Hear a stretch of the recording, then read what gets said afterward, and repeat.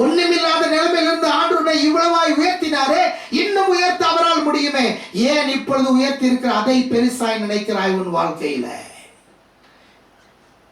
ஏன் உன் வாழ்க்கையில இப்ப இருக்கிற ஆசீர்வாதத்தை பெருசா நினைக்கிற?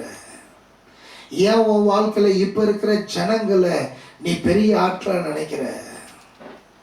உனக்கு ஒண்ணும் இல்லாத போது உன் பக்கம் திரும்ப கூட யோசிக்கலையே அவங்க. ஆனா இப்போ உன் வாழ்க்கை ஆசீர்வாதமா வந்த உடனே உன்னை பார்த்து வணக்கம் சொல்றாங்க, உன்னை பாராட்டுறாங்க, உன் பக்கத்துல வந்து நிக்கிறாங்க, போட்டோ எடுத்துக்கிறாங்க. உடனே அவங்க உனக்கு பெரியவங்களா மாறுறாங்களா? அப்படின்னா தேவன் உனக்காக வைத்திருக்கிற ஆசீர்வாதத்தை உன் கண்ணு பார்க்கல, இன்னும் தேவன் உனக்காக வைத்திருக்கிறார். அந்த தேவன் உனக்கு இப்போ கொடுத்த ஆசீர்வாதத்துக்கு மேல உன் கண்ணு போயிடுச்சுன்னா, தேவன் உனக்காக வைத்திருக்கிற ஆசீர்வாதமாகிய பந்தய பொருளை நீ விட்டு விடுகிறாய் என்பதை மறந்து போகாதே. தாகம் உள்ளவனாயிரு. ஆண்டவரே, நீங்க என்ன நிரப்பும்படி நான் தாகமா இருக்கிறேன், நீங்க என்ன ஆசீர்வதிக்கும்படி நான் தாகமா இருக்கிறேன்.